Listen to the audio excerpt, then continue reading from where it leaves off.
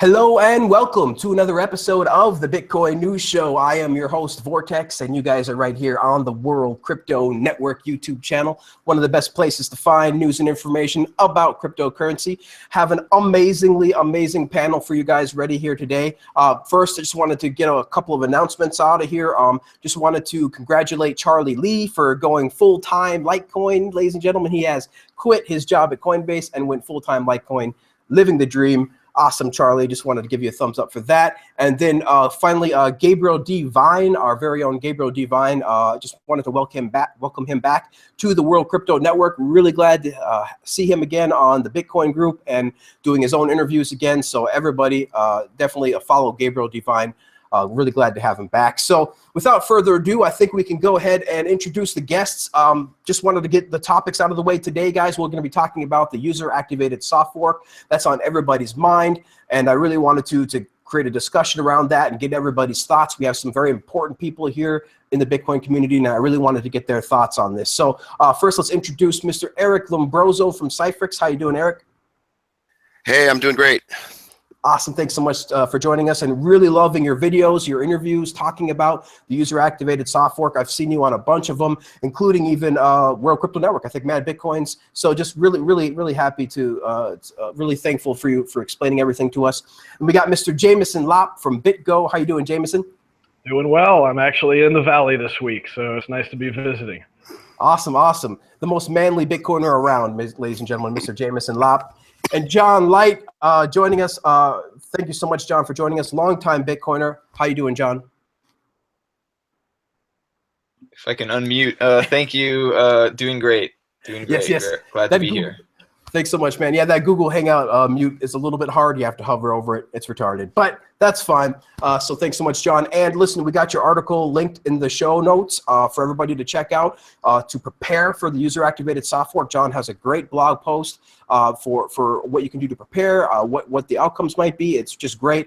Everybody needs to check that out. So thanks, John, so much for writing that article. Really appreciate it. And finally, without further ado, the special guest for this show, we have Mr. Simon Dixon from Bank to the Future. Simon, how are you doing?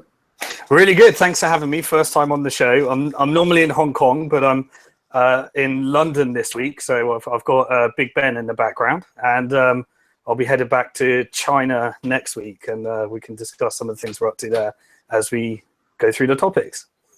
Awesome. Thanks so much, Simon, for joining us, man. I've seen you around too, talking about all sorts of stuff about Bitcoin. You know, I really appreciate educating the community, though, of course, as you've said, now people are trying to be a little bit more excited about ICOs, but we've got to steer them back to Bitcoin. People have got to steer them back to the source, back to the main blockchain. So let's start out right away with our topics. Our first main topic, the user-activated soft fork. Guys, I really want to get your opinion on this. I have several questions here lined up that I'd like to go through, everybody. But first, I just want to start out, we'll go with you, Simon, first, of course, the special guest. Just wanted to get your thoughts. What is your opinion on the user-activated soft fork? Do you think we need it?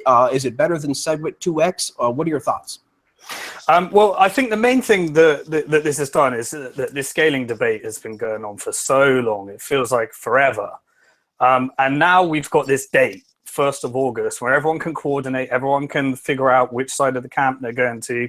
The funny thing is that the situation that we're arisen with today is an unlimited number of different scenarios that could occur. But to be honest, I'm really excited. Bitcoin is at the highest price it's ever been. There's a lot of uncertainty in the market, but we've got a lot of new people coming to the market, a lot of institutions. And this August the 1st date is kind of like, if I don't know what to draw it to, the analogy I want to give, but there's probably loads of things that we're involved with every day that we just don't know that there's these ginormous debates if you're really geeky and into it.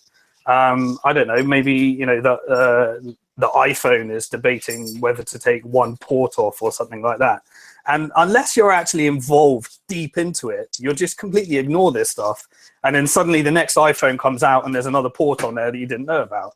I think that's what's happening with Bitcoin right now. To us, it seems like, D-Day, the whole world is over. Bitcoin's about to go through this massive change.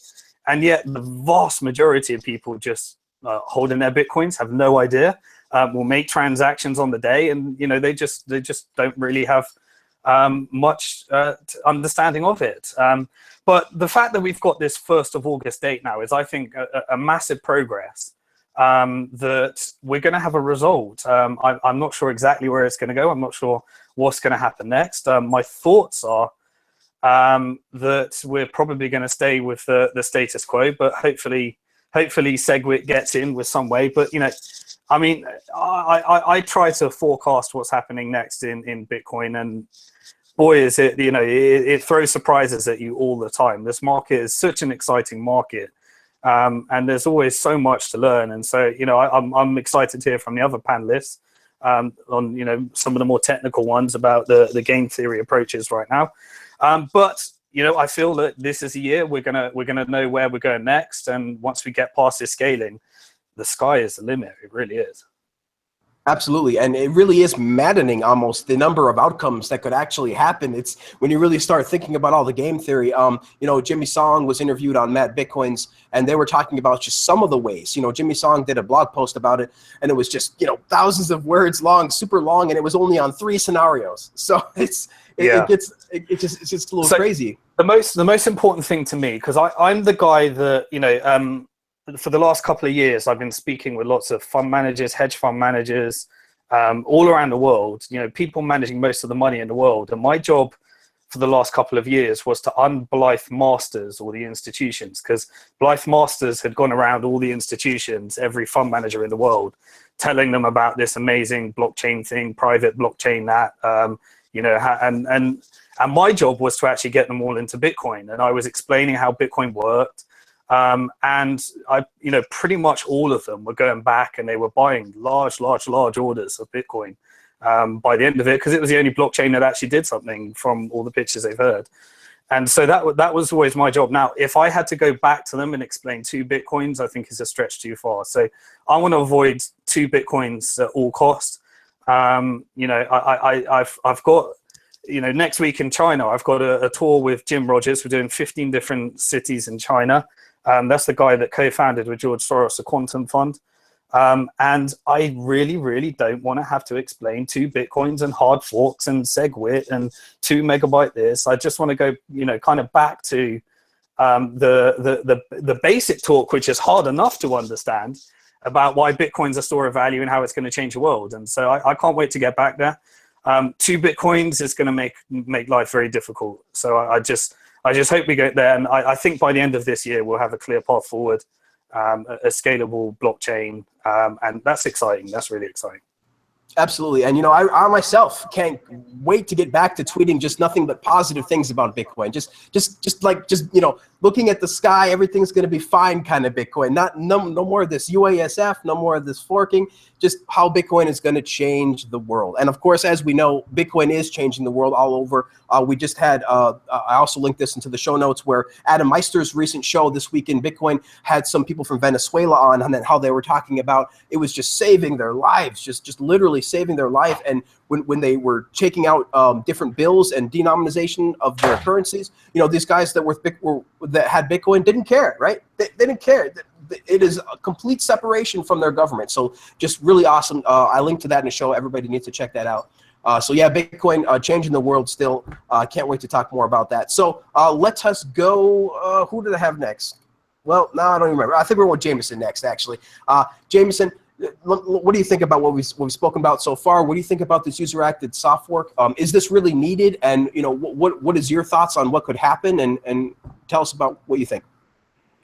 Well, you know, a lot of debates that happen the past few years with scalability tend to come down to, like, who has the power in the system, and we see a lot of people, especially they're pushing for hard fork to much larger block sizes, that are essentially making arguments that, well, the miners have the ultimate power, you know, they have the hash power, and I think this sort of hash power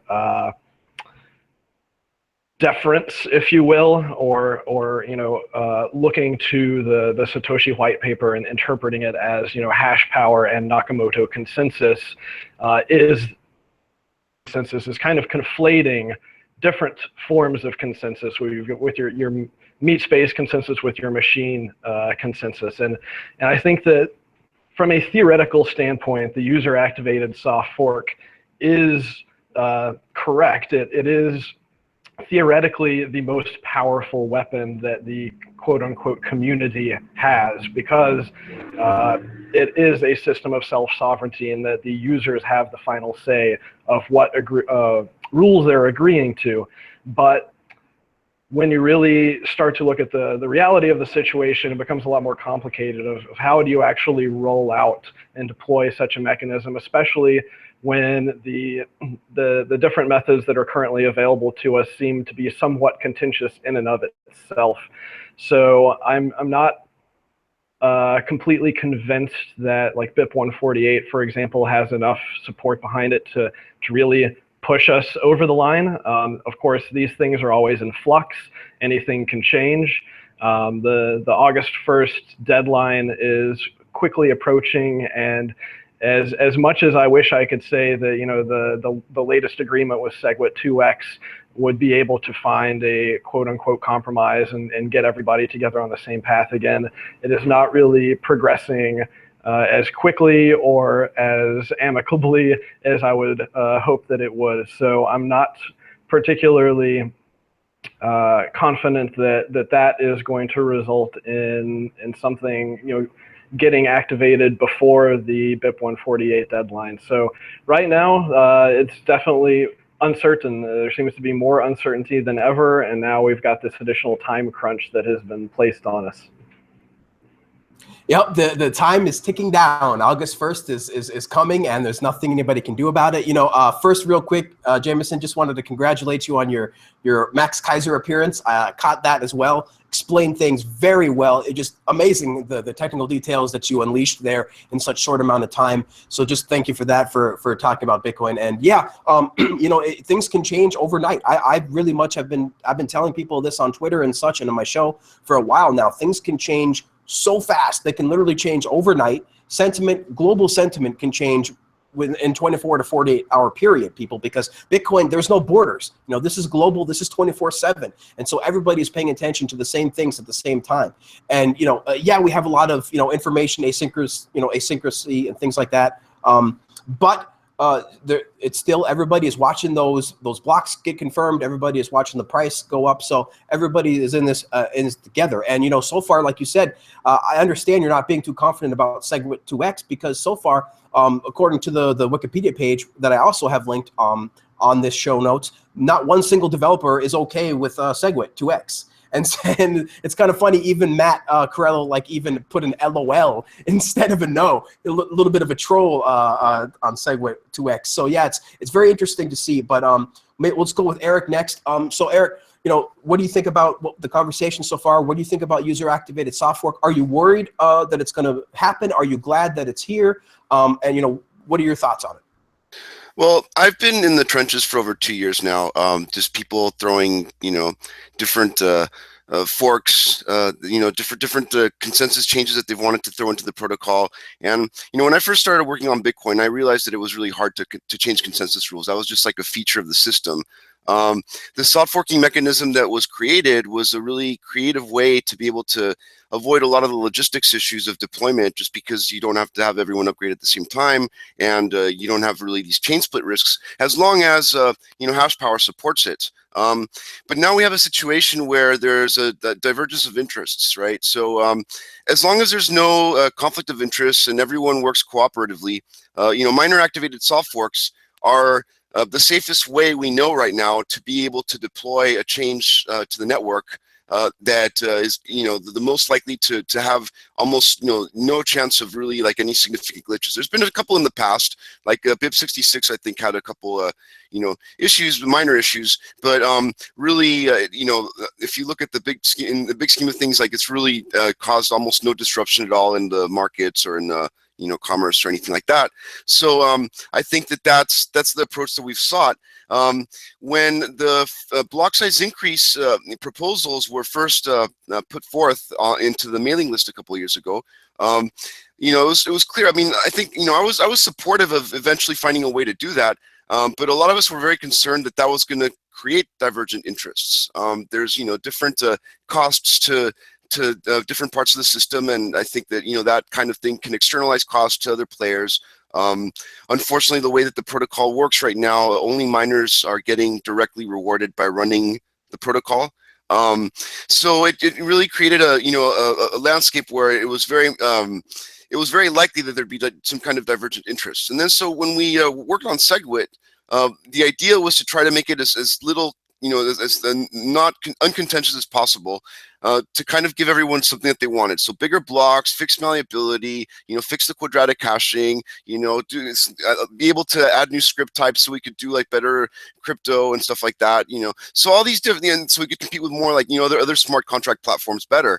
So like all these things that are getting rolled out and the thing like this. Obviously, it's a big update, but we did not anticipate that there'd be certain contentions. Anyways, a lot of issues that came out afterwards were things that we were not expecting. So as you can see, it's really, really, really hard. Even when you try to design a consensus change to be as uncontentious as possible, it's very hard to predict how different players in the ecosystem are going to take it and whether they're going to have some kind of divergent interest that you might not be aware of. There might be some issue with some incompatibility that you just did not know about before.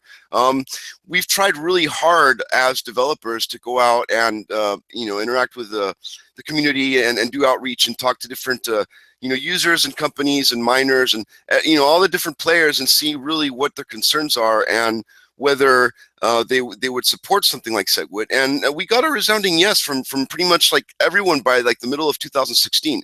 It was, we were like, yes, we're good to go. And so that's why we deployed it as a miner activated soft fork using BIP9. But I think it turns out that, obviously there's there's still some very divergent interests apparently. And it's really, really hard to really get down to the bottom of it. It's like, what is it that is really causing this contention, right? We can speculate and everything, but there really has been no clear dialogue that really kind of gets to the bottom of it.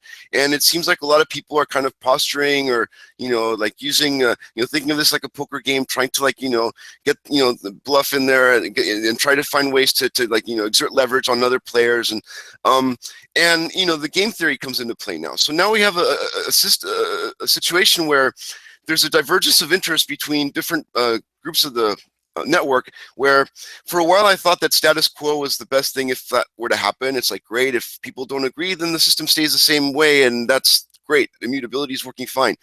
But I think that right now we've kind of reached a point where there is a conflict. It needs resolution. We need to get to the bottom of what it is that's causing it, or if not, we need to resolve it somehow. I don't think that it's good for just like, the optics and the development of this technology and innovation for us to be stuck, just, arguing over a single technical parameter forever. It just is ridiculous. So we need to show down. And so I support a user activated soft fork because I think the dynamics needs to change. Obviously, the miner activated soft fork is not working. I think for a long time we really feared the possibility of chain splits, and I see, I agree with Simon that it is more complicated to explain to people if you have to explain multiple blockchains, and there's two different Bitcoins, or 3 different Bitcoins or whatever. But I think that part of the system is just having to deal with those scenarios and understanding the implications and like not fearing them so much. Yeah, the chain can split. We don't really have control over that. I think that a lot of misconceptions have been around the idea that developers can simply change consensus rules and everyone's just going to accept whatever happens. But that's not the case at all. I mean, users are the ones that really ultimately dictate the rules of the network. We can make recommendations, and as you mentioned about the wiki site, right? It's like we posted in there like what our particular opinions are. You see that not all core developers agree all the time on which proposals are the best on different things. When it comes to consensus changes in particular, the bar is set really high. It's really hard to push a consensus change through Bitcoin Core unless there's a very high level of agreement, not only between developers, but within the entire ecosystem. And I think that right now we're just seeing that, I think more and more people are realizing that the status quo is just not, untenable because we need a resolution to this.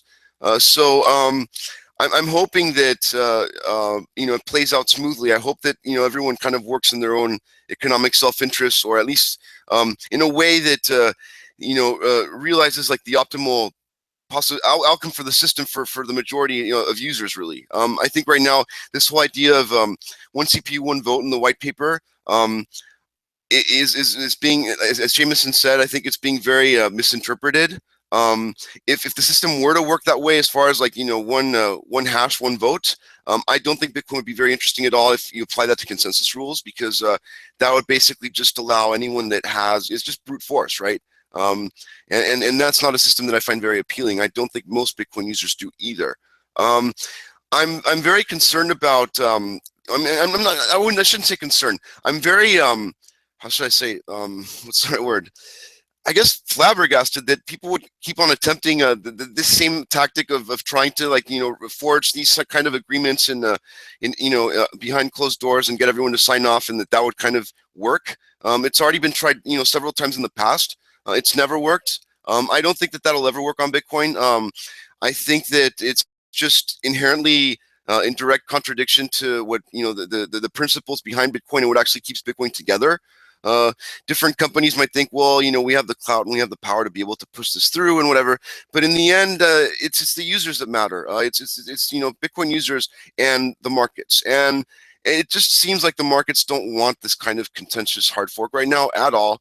I know fees are getting high. Some people are getting a little upset because it is pricing out some use cases maybe, but it's like maybe we're having like too much of a good thing. It's the price is reaching all-time highs. Today it reached another all-time high, right? So it's like, wow, there's so much demand for this. So many people want this, and it's like it's a victim of its own success in a way.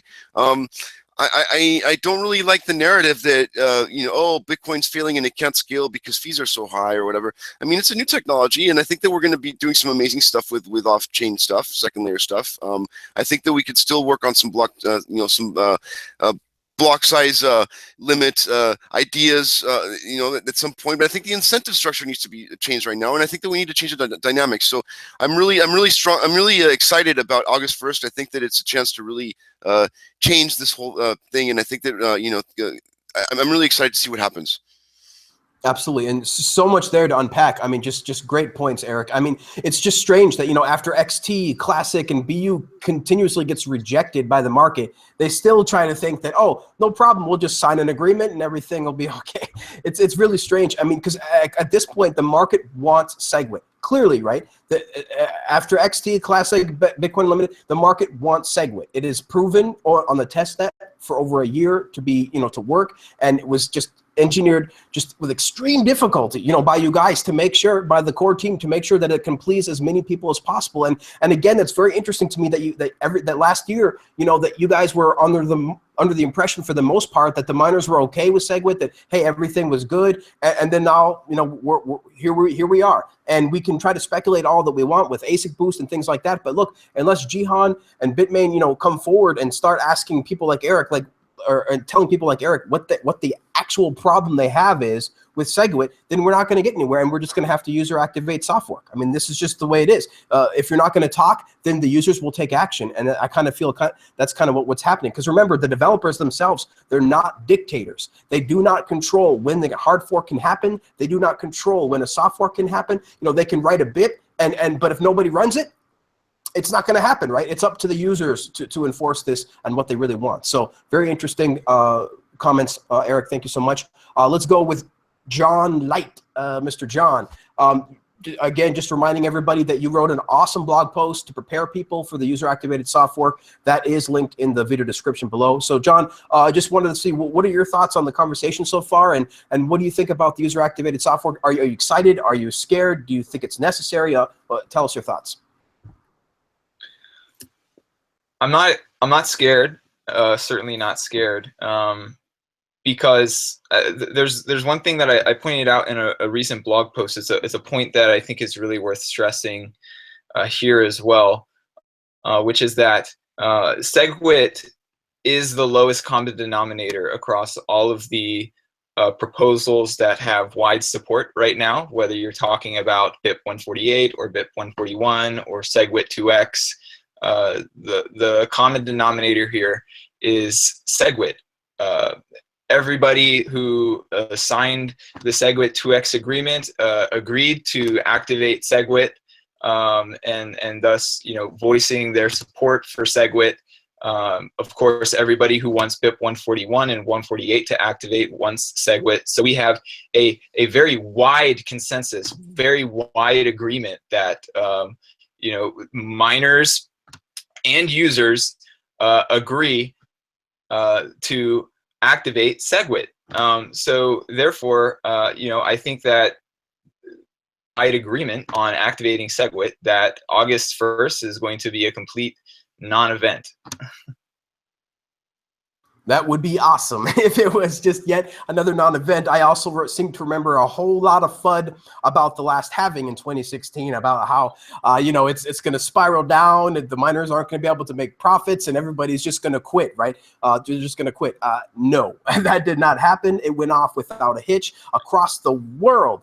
The entire world, all these Bitcoin nodes enforced the rules that were written 8 years ago, and the supply in fact did have. So a very amazing event, and I'm hoping that we can pull off that same type of skills with this on August 1st, but we will have to see. So with that aside, does anybody else have anything they want to jump in with before asking another question? Well, I do want to get into really the nuance of that. So that's kind of a high level overview of kind of how I feel about SegWit and the user activated soft fork. The nuance here is that the user activated soft fork is happening within the context of this SegWit 2x agreement, which for some unknown reason has decided to actually re-implement SegWit, and instead of activating the existing deployment that's in production, they have decided to activate SegWit using a new deployment method, which means that they have to write new software and roll out new node software to everybody who they want to participate in this new activation. And this to me is really the most baffling part of it, because it seems to me like they're trying extremely hard to not activate SegWit, even though that's what everybody who signed that agreement stated that they were going to do. And so my question to any of the SegWit 2x people is like, what is the reason for this? Why did you choose to re-implement SegWit and activate it with a totally new deployment, rather than simply activating BIP 141 or even 148 if you prefer a flag day, and a lower activation threshold, and then do a 2 megabyte hard fork in 6 months after SegWit activates, as because that's what's new about this agreement. Really, what's new about this agreement is not activating SegWit. That was already something that people have agreed to in the past, and this is already software that's in production. What's new about this agreement is this idea that 6 months after SegWit activates, there's going to be a 2 megabyte hard fork. So what I don't understand is why they had to basically bundle a SegWit activation with this 2 megabyte hard fork, rather than just say, well, let's activate via BIP 141 or 148, and then after that, we'll run some software that activates a hard fork in 6 months and see how that goes. It seems to me that that all they have done by basically choosing to bundle SegWit with a 2 megabyte hard fork and re-implement SegWit in some new software, all they have done is simply delay the activation of SegWit even further. And you have to ask, why did they do that? Yeah, it's a legitimate question. Yeah, no, I agree completely, John. I think it's really right now we're seeing this new dynamic of people just besides signing the agreement, it's like it seems like a bait and switch. Other ones at least were more specific about what they intended to do. XT was very particular about what it wanted to accomplish. Bitcoin Classic was very particular about what it wanted to accomplish. BU, but this one seems like it's a complete bait and switch. It's like I mean, maybe other attempts also had other intentions in mind. I think, for instance, like BU really couldn't activate anyways. There was no activation mechanism at all. People just had to kind of like, the hash rate didn't really matter for activation, because if the markets didn't accept the blocks, then they're not valid, right? So in this case, it just seems like, it seems like more delaying tactics, or I would like at least some explanation that's sensible as to why this is being done. It makes no sense to me whatsoever. So yeah, why are we doing this? So I think from my perspective of what I've seen is, so when this, I spend a lot of time with the miners in China. It's around the corner from me in Hong Kong, and when I sat down with these people, I can tell you this is all politics, human emotions, upset people, egos. It's all of that. It's simply, this agreement is not sitting down with the core developers or other developers and figuring out how we actually implement this. It's all a political signal of how can we, a business person or a group of business people thinking, what have we got to do to move forward here? So they come up with solution. And to me, as a non-technical person, the obvious solution did seem like, well, let's do this 2 megabytes, satisfy people, and then let's do SegWit and let's satisfy everyone. We can unify and move forward. But once you put that past any of the developers or anyone that's actually qualified to answer upon that, they can actually tell you why that's ridiculous. And so, the motivation behind it is purely, there's a bunch of upset people. The Hong Kong agreement was apparently signed. I was there in Hong Kong. People were upset that didn't happen. There was a bunch of altercations. Trust was lost. There's communication barriers. People are, the developers are communicating in a different style than many of the people in China. And then another thing is also, it's, from my perspective of actually speaking with many of the Bitcoin community in China, it's actually, people are actually upset just by that word, Chinese miners, because they all actually have very different opinions and very different perspectives. And many of the people many of them are big SegWit supporters. And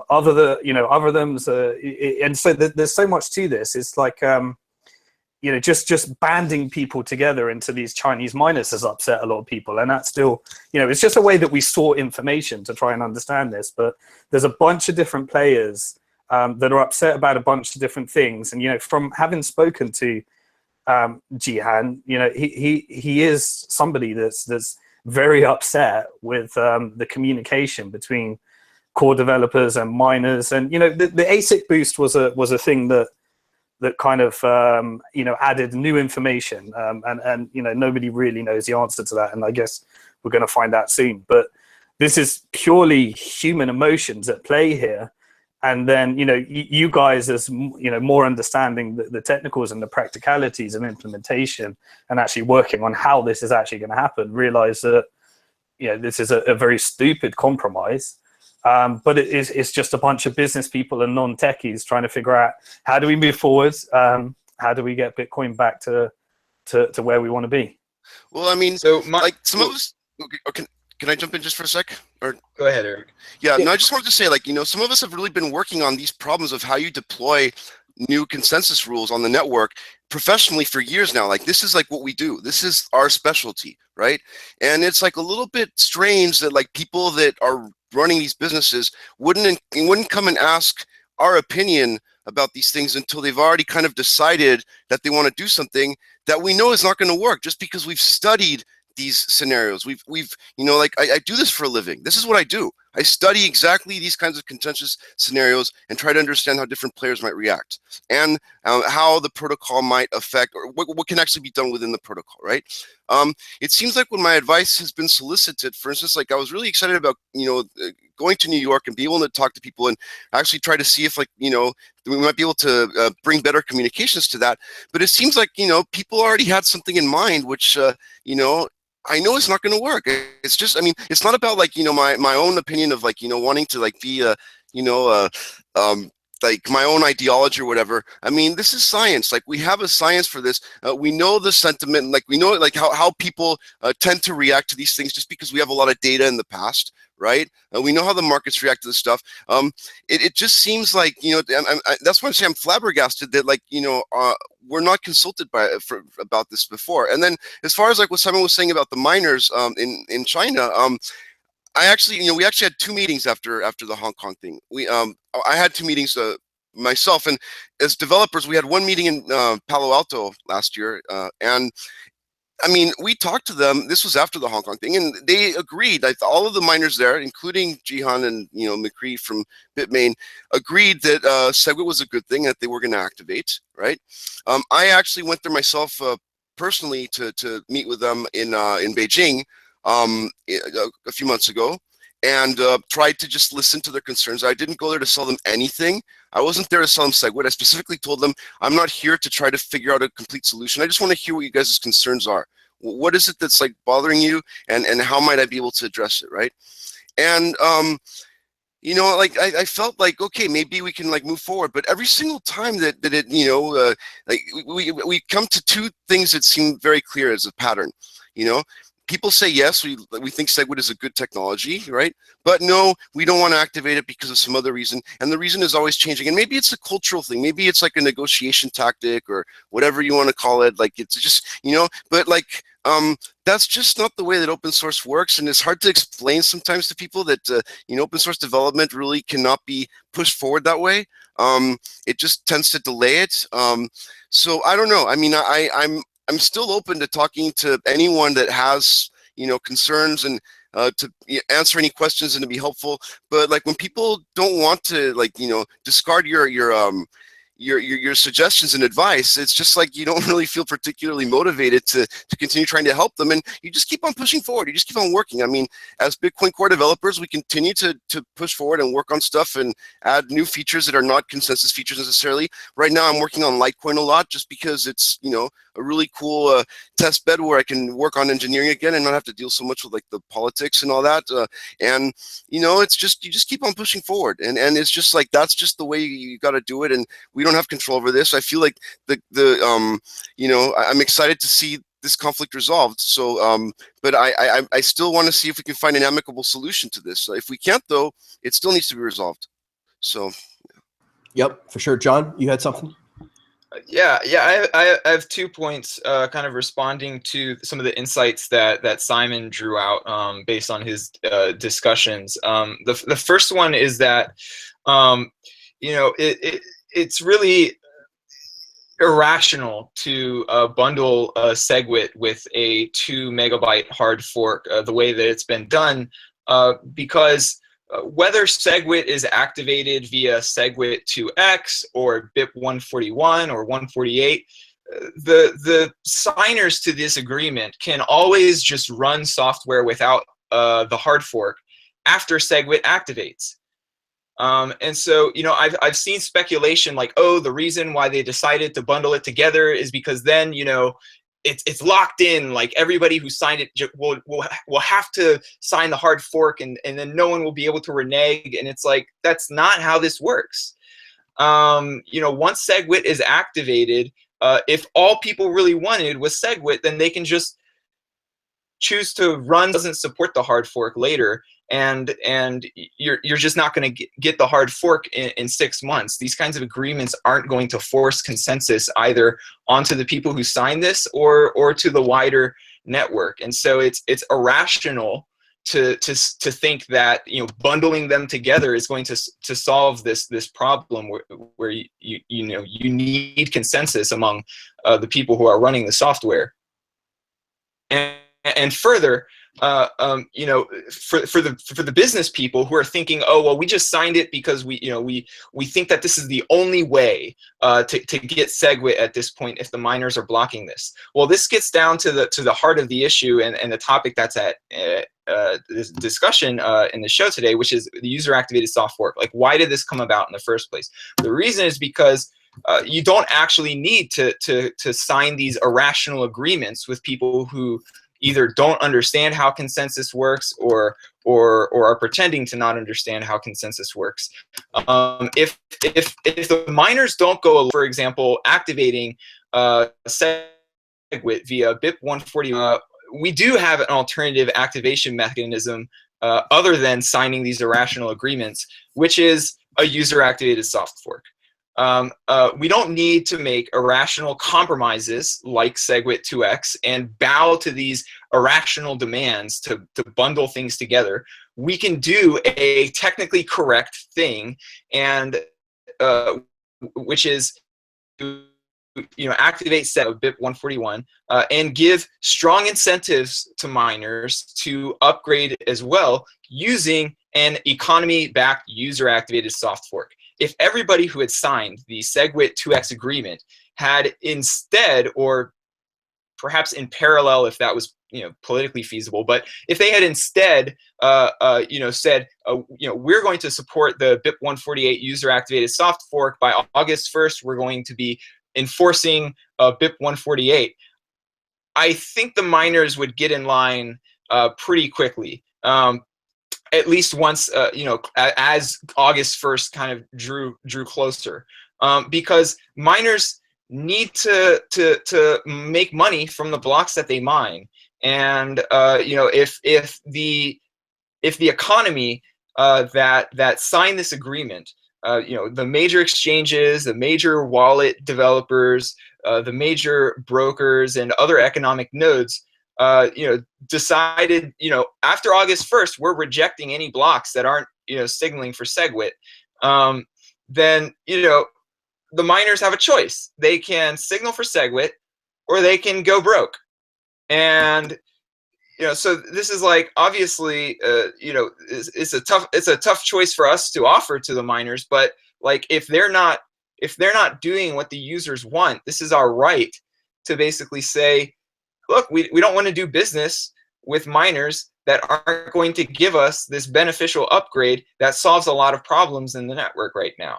And so you have a choice. You can either come with us, your own fork, and try to either convince some of the economy to join you on the other side, or you can go out of business. And this SegWit 2x thing, it's basically just proving that miners can get the economy to do irrational things, and I think that that's a bad precedent. It is a bit of a strange situation, the SegWit 2x. I mean, they're literally rewriting SegWit. They're literally taking code that's already done and in production and then attempting to modify it and stick it into this SegWit 2x with a hard fork. And it does kind of baffle the mind. I mean, and it's also strange that, they continue to threaten with hard forks, right? Like Jihan has already threatened with a hard fork, and people have threatened with hard forks before with XT and things like that. And it's like, look, you can threaten all you want, but at the end of the day, this is game theory. You're going to go with what is economically sound, or you'll go out of business. And no one, I think, in my opinion, is going to want to mine a chain without SegWit. It's just ludicrous. So, yeah, very interesting stuff. I think we can go with Jameson. Did you have any additional points? Well, I mean, I think John's correct that technically it doesn't make sense to try to bundle this. But I think that I can see some logic in it, which is mainly a holdover of the past few years, the legacy that we've built of doing miner signaling of readiness to do some sort of change. And so while you can't, technically force someone to follow their signaling, we have been rolling out various functionality via miner signaling.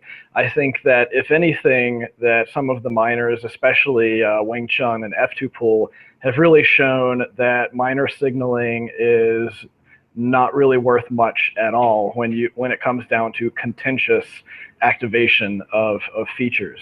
But on the other hand, there's also been this misconception built up that I think it goes back to the whole Nakamoto consensus, machine consensus versus meat space consensus kind of flagration, where people are confusing all of these things, where people are now thinking that miner signaling to enforce new rules is equivalent to voting. And this is not a fucking political game that we are playing here. This, as many people have said, is game theory. This is us trying to build out a system. Like we have, you know, nearly 10-year-long process now of rolling out changes to this system, going through very long and yet sometimes hand-wavy, you know, meat space consensus decision making of trying to figure out what the best path forward is. But like once a feature has been highly vetted and the code is written, has been tested, and a lot of people seem to be in favor of it, once it's out there, the miner's job is not to vote on whether or not they think that it's a good idea. The miner's job is to run the code and let the users take advantage of all of the hard work that has been put into writing, testing, and now deploying it. So that's why the soft fork may end up being, you know, the last straw of us proving to the miners that they are not nearly as powerful as they think they are.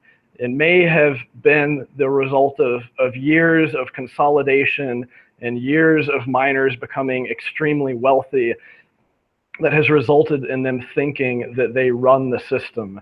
And if that's the case, then unfortunately, they may have to learn a very hard lesson. And the really unfortunate part is that it may end up being a hard lesson for the rest of the community as a result, at least for temporary period of time when there may be some chaos of the system not performing quite as well as it should if people had just fallen along the lines of the game theory that's already there that they seem to be very ignorant or not want to believe in.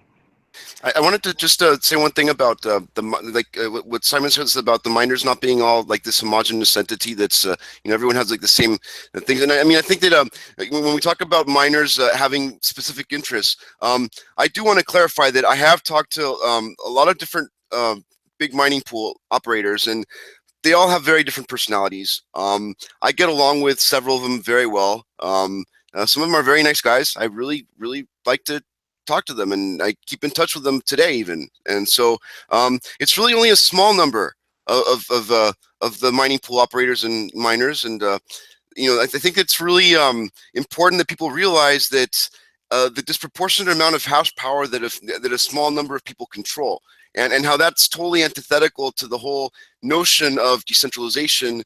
And I think you know, it's fine if people have found ways to become more efficient at something, and there's obviously going to be specialization in any field. I think that, you know, professional mining is obviously an area of specialization now that's become, you know, very much a professional enterprise. But this kind of, you know, attitude or like sense of entitlement that now it's like because they can do that, now they can just change the rules or like, you know, somehow impose on the rest of the users of the system, you know, that we should accept specific, you know, compromises or changes that they want just because of that, you know, or to stall changes that the rest of the user community wants just because they happen to control more hash power.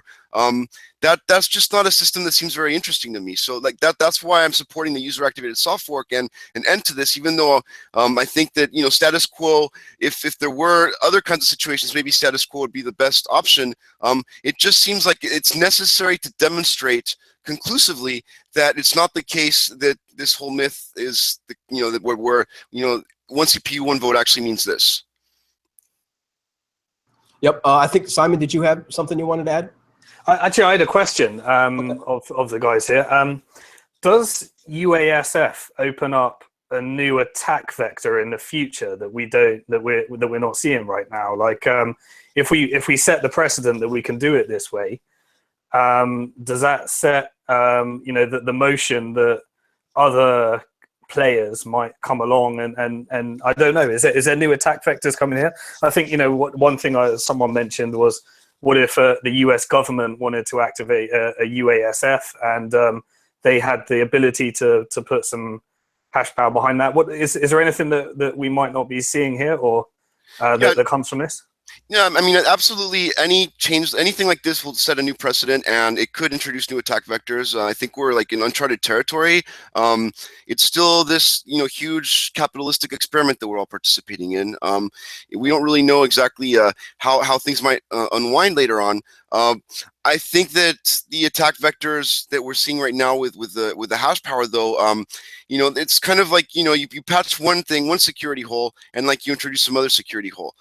Yeah, there could be other security vulnerabilities it introduces. However, we know that there is a security vulnerability right now that is being exploited, and that needs to be patched. So whether this patch will introduce new opportunities, I mean, yeah, it's possible that someone's able to. I mean, I don't think that you know, it's not really about hash power with the user-activated soft fork. It's more about market power. Can markets really be manipulated that much to be able to have someone actually force this? And you know, I think that the whole transparency of Bitcoin makes it really hard for someone to be able to. I mean, obviously, markets can be manipulated. There's no question about that. But whether a particular change in the protocol actually has markets for it or against it, I mean, yeah, there could be someone that creates a campaign to kind of distort that and, you know, create this whole, you know, maybe like mob mentality that we need to enforce something right away that maybe doesn't make too much sense. But that can happen now anyways. I mean, that's something that I think, you know, no matter what we do, is an attack vector that exists. So I think it's best to just patch the security holes that we know about right now and, you know, I mean, do it in the way that we know that it's the most secure way that we can think of. And then, you know, keep on learning and see what we can do in the future. Yep. Jameson or John, did you want to also comment on that question at all? We have to remain versatile. I mean, you know, this is a system that is really built around security, and we've already found that, you know, we didn't fully understand all of the incentives of the actors, and we have no reason to believe that we fully understand all of the incentives of the actors in the system even today. And this, I guess, kind of goes back to really my thesis that I wrote an article about of how no one really understands Bitcoin, and that we're discovering more about it every day, every month, every year. And it really is this thing that is very hard to describe and define, because it's almost taken on a life of its own. Yep, absolutely. And it is kind of strange. Like, I think that we now, we didn't fully, speaking of not fully understanding, like, I don't think we fully understood how much power Jihan had prior to Ant Bleed and ASIC Boost, right? Yeah, if you look back and think about it, if Jihan knew about that and nobody else knew, maybe that makes more sense where when he was tweeting about things like they have no idea what's coming, right? Well, we did not. But guess what? Because Bitcoin is this, you know, this open system, somebody leaked it, somebody found out. And that should be the case going forward. If there's ever something that's going to undermine Bitcoin, at some point it will be outed by somebody, because Bitcoin itself is protecting itself at this point. It is now large enough to where it can protect itself, should be able to protect itself from virtually anything that comes to mind at this point. I mean, if you ask me, Ant Bleed, the combination of Ant Bleed and ASIC Boost, that should have taken down Bitcoin. Like, Jihan could have flipped the switch, things could have split. I mean, just all sorts of crazy things. But yet here we are, new all-time highs. You know, everybody more excited than ever before. And we got this user-activated software taking back the power, giving the power back to the users. And so this is just, you know, amazing times for me, I think. And so I think I'm going to just underline one more point from Jameson. This is not a game, right? This is not a game. There is game theory that's going to in place, that is in place, that is going to wreck any of your thoughts that you think that you're in control. Nobody is in control with Bitcoin. If anything, the users are in control. So very interesting points. Does anybody else have anything to add on this? Otherwise, I'm going to ask another UASF question. Nope. Okay. So then let me ask maybe Jameson and Eric this, because this is a bit more of a technical question. You know, on Mad Bitcoin's interview with Jimmy Song, Jimmy actually might have been on the Bitcoin group on the World Crypto Network. Jimmy Song claimed that he had run the numbers and that ASIC Boost would really only maybe costing or giving Bitmain a couple of $1 million of year advantage, tops. And I just wanted to know, maybe from you guys, first Jameson and then Eric, just does that sound plausible? If ASIC Boost was the thing, first of all, does that sound right? Like, ASIC Boost is only worth a couple million, and B, does that sound plausible that, you know, this might have been something that Jihan was using to not activate SegWit? Go with Jameson first. I mean, maybe not. I mean, I'm not all that well versed in all the details of Jihan's mining operation. I'm not sure that it really matters. I mean, I think that the bigger problem is simply how centralized mining and chip fabrication has become at this point. Whether or not there's like a 30% gain here and there, you can make arguments about how good or bad that is, but like I think that we are so far away from what the ideal mining scenario would be that I'm not really as concerned about that. Like long term, I've really held to the idea of really almost more of the biology, have a toaster in everybody's house that's doing a little bit of completely trivial mining, like the near perfect decentralized mining. There's the question is just how do we scale out to that point, and of course that could be a very decades long type of problem. Yeah, absolutely. Eric, go ahead. Yeah, so I'd say that any advantage, even if it's small, in a zero-sum market where there are very slim margins, is huge. So I don't really think that how much of an additional income comes just from the ASIC boost thing is really. I mean, the point is, it's a monopolistic practice. It pushes out competitors, giving a particular miner a disproportionate amount of hash rate, even if it's not entirely just about ASIC boost. Just being able to do that for a while, just collecting all the fees that are coming in from the congestion right now, and the distribution of those fees is distributed according to the hash power of the pools. Having particular players have a disproportionate amount of that hash power. There's so many places where miners could potentially be getting revenues directly or indirectly from something like ASIC boost. So from a strategic perspective, it obviously is a centralization vector, a very strong centralization pressure on the network, and I think it needs to be fixed. Absolutely. And can I just throw in one more thing? Oh, also, please. I mean, there's obviously the whole patent issue, right?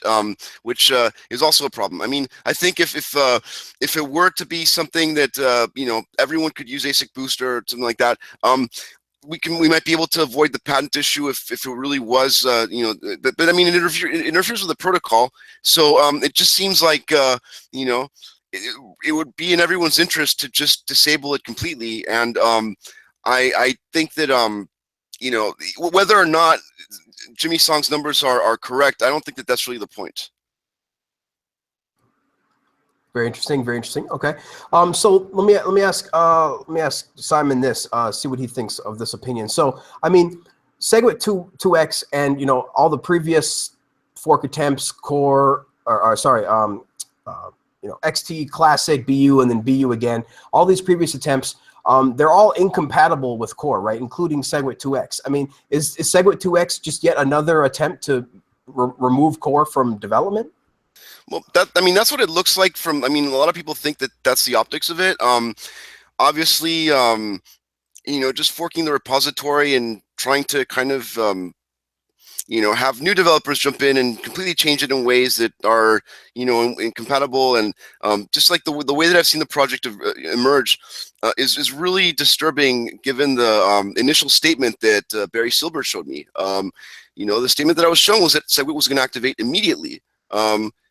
I mean, everyone, I think, understood that meant SegWit, as in the one that we have right now. I think that most of the people that were agreeing to that statement understood it that way. At least several that I've spoken to understood it to be that way. And then several afterwards did not sign the agreement. And several since have told me that they just don't like the way that it's gone at all, right? So I don't know. It just seems like maybe the people that are trying to, there's maybe like a, people that don't really understand the development process, or I'd like to try to assume, non-malicious intent. So maybe, that could be an explanation that just people that feel like they can just throw money at stuff and get stuff done, which makes sense in some contexts. It doesn't make sense for a consensus network like this, would feel that they could do to this also. But it's just, I don't know. It's throwing more incompatibilities out there, either is naive or it's a stalling tactic. I don't see any rational reason to do it other than if you wanted to stall progress. Yeah, I mean, I don't think that SegWit 2 megs was an attempt to take core out of the equation. It's clear, Roger gave his opinions about the core developers, and BU was an attempt to do that, an overhaul of the developers and put a new system of developers in. I just think it was trying to achieve what UASF has achieved, which is putting a date and moving forward. And I think Barry and everybody that signed that is going to be happy to say, okay, well, UASF it is then. This was our attempt to try and put a date in the diary.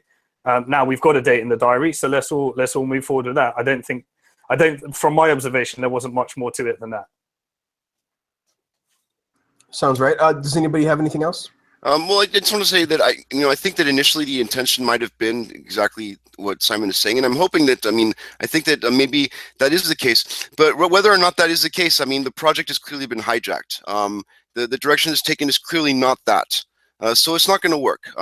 It's clearly not going to bring the community together behind this thing to rally for it and to make sure that everyone agrees to do this. It's actually created more fissures, I think. So it just seems like a non-starter at this point. I think that the user-activated soft fork is the only possible way forward right now that seems plausible that might actually work. So yeah, I agree. Very interesting, very interesting. All right. So let me just ask, if nobody else has anything else to comment, let me just ask Simon then, when do you think the exchanges are going to start saying things? Because Tone Vase was speculating that they have to start saying things pretty soon. In my opinion, they really got to start speaking up for sure by the end of this month, if not beginning of the July at the latest. They have to start saying what their plans are. And so I was wondering from you guys, Simon, first, when do you think they're going to start speaking up? I think it's around the corner. We're investors in Bitfinex, Bitstamp, Kraken, and many others. Coin, Bitso, and so we're invested in this whole community. And I've been sending messages and then the Skype messages across, and they just got to be very careful. There's a lot of planning here. Anything they say has got to be really, really thought of. You can't just come out with an impulsive tweet here or anything. You got to really think through this stuff. Everything has consequences, but I think we're gonna start to see something soon. The exchanges need to do that, because at the end of the day, a lot of people, as we said right at the beginning, a very small percentage of Bitcoiners are actually involved or engaged in this actual debate and actually know it. The vast majority don't have any idea of what's actually coming up or what's happening. So the exchanges have a ginormous responsibility, because not for lack of trying. Everyone tells people to take your Bitcoins off exchanges, but the reality is that people don't. So no exchange wants to lose a vast majority of people's money, and they have to just take responsibility for people here. And so I'm sure the announcements will come out here, and I'm not too concerned about what the exchanges will do from here, because I think they've got a ginormous incentive and interest to make sure that all of the people that have coins on their exchange are protected, and they get to preserve that value. But I think everyone's, again, there's another game theory between exchanges. Who's going to be first? So with Bitcoin Unlimited, Bitfinex made the first move to actually create a way of you speculating on Bitcoin Unlimited versus Bitcoin Core, or the Bitcoin that Core were developing. And my experience as Bitfinex has been very innovative in this space. I think it's just coming soon. It's just a question of making sure they've got all their ducks lined up, the strategy is clear, and they're communicating it in a responsible way. Absolutely. John, we'll go with you next. What do you think the exchanges are going to start speaking up? And should we all start emailing our exchanges to tell them what's going on? So one thing to point out is that most of the economy, at least the representatives of the economy in terms of the exchanges and brokers and other large sources of liquidity have signed the SegWit 2x agreement. And so I think in the interest of trying to preserve the weak consensus that they have there, I think the exchanges are not going to try to rock the boat. But if time goes on and there's going to continue to be more pressure building, if not, from the leadership in the exchanges, certainly from their customers who are, who are at least, Bitcoin believers and want to see this go through. And so, absolutely, I would encourage everybody who wants to see SegWit activate on the network to,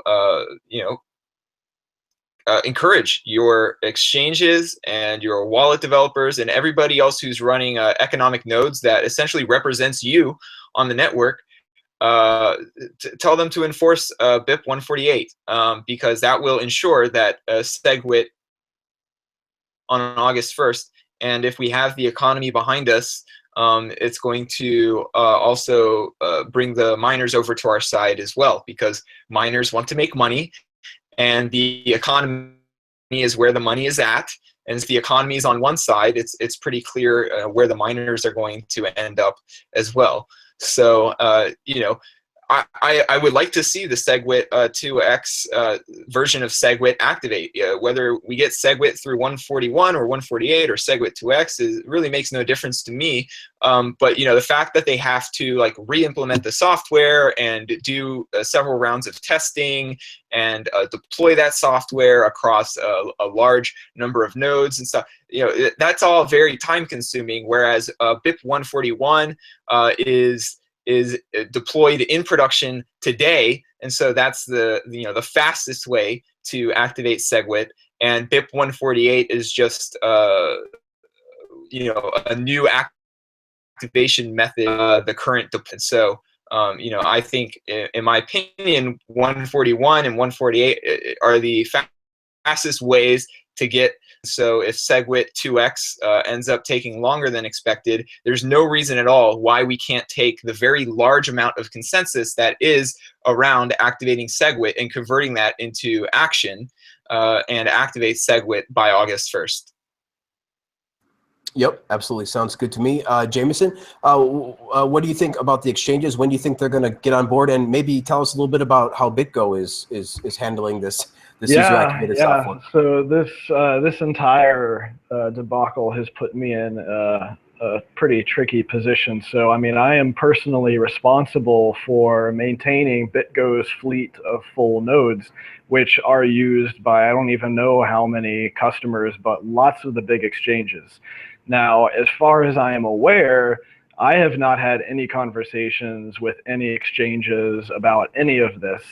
Then again, I haven't really been a big part, I wasn't in any sort of inner circle for SegWit 2x. Everything that I said about SegWit 2x, I said publicly on the GitHub issues.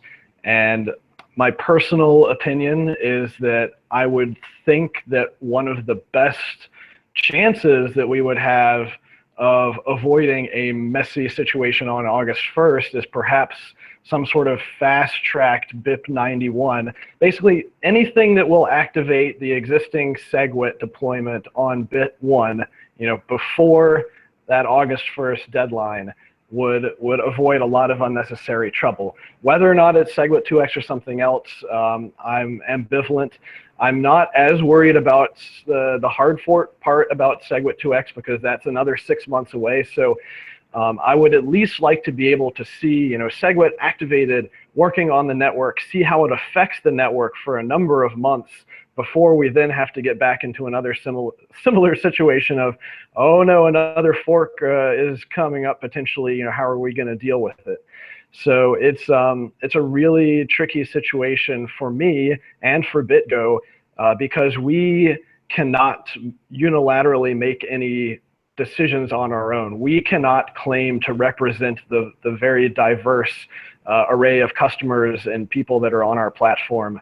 I'm not even sure that if we sent out a poll along those lines, whether or not we would then, make a decision just based upon a poll. So I would say, John is on the right track of you should definitely be sending messages to all of your exchanges and other large economic entities. Let them know what you think. I would like to see more and more trustworthy futures markets. So it seems to me that if this type of situation can't be resolved easily at the technical level, then it's going to come down to the financial, economic level, and potentially even whales battling it out, dumping the coins on whatever chain fork that they disagree with. And I would definitely like to avoid that type of situation. And if we think that it does come down to whales battling it out, I would prefer that they battle it out in their own little cages called future markets, so that they can leave the rest of us out of it. But that's just my opinion. At the end of the day, as much power as I have over the full nodes at BitGo, I really don't have the decision-making capability, or really even the right, I think, to make a decision on behalf of all the people that are using our full nodes.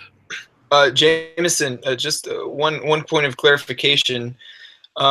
So I think Mike Belshi actually was kind of sent out the first email with the SegWit 2x roadmap, and so in some ways BitGo is making these decisions on behalf of all of their customers. And so while you personally cannot, as a company leadership level,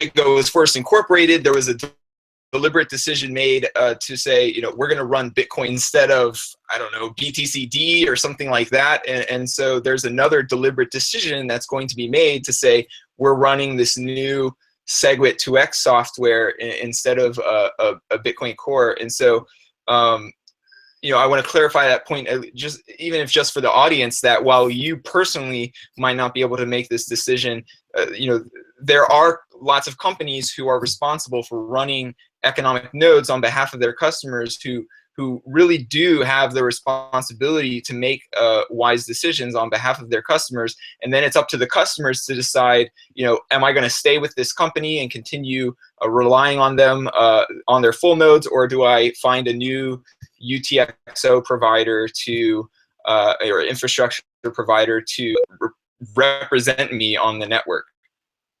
Yeah, sure. Though I will say that there may have been some initial misunderstanding around BitGo's participation in this, and we have definitely not committed to running SegWit 2x code, at least as of today, as far as I'm aware. We've only committed to trying to help further that cause.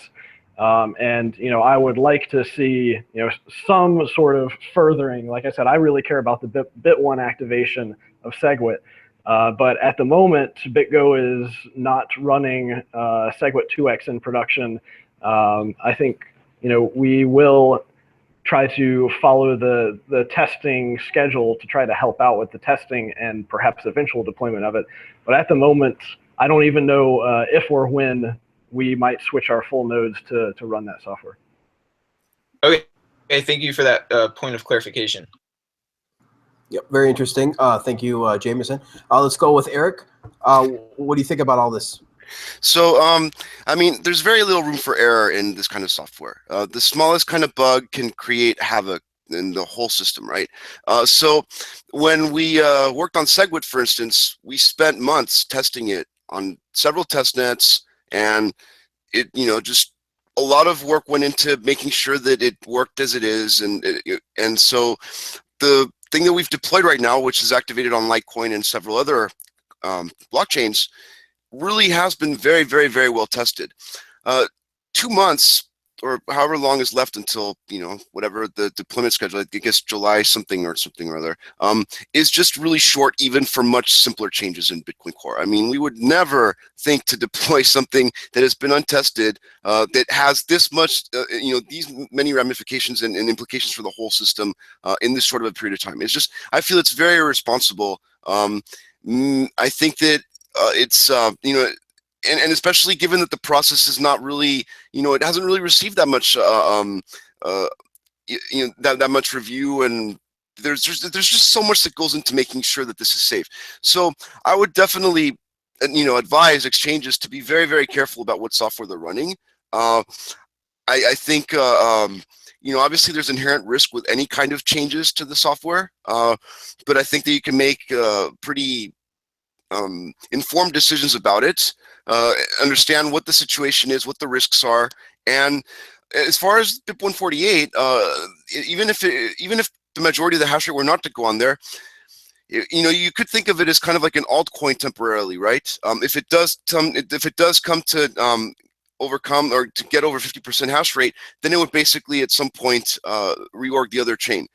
But I would like to see, like Jameson said, like people to have futures markets where they can battle it out there and not have to drag the rest of us down into that. I really hope, my sincere hope is that miners just activate SegWit. That was my hope, that when Barry Silbert told us, hey, we're going to try to activate SegWit, great, let's activate SegWit.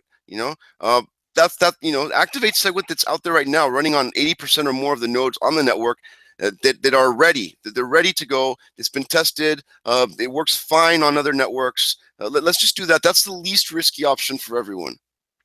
I really do feel like SegWit 2x is being very irresponsible with their timeframes, and they're clearly we know the clear motivation why they're doing this, right? They're trying to get in advance, get their signaling in advance of the user activated soft fork on August 1st. That's the clear motivation, but this is just super irresponsible, trying to have 2 weeks of beta, 2 weeks of alpha, a couple weeks of testing. I mean, that is just ridiculous when you're talking about close to a $50 billion network. It seems quite ludicrous to me.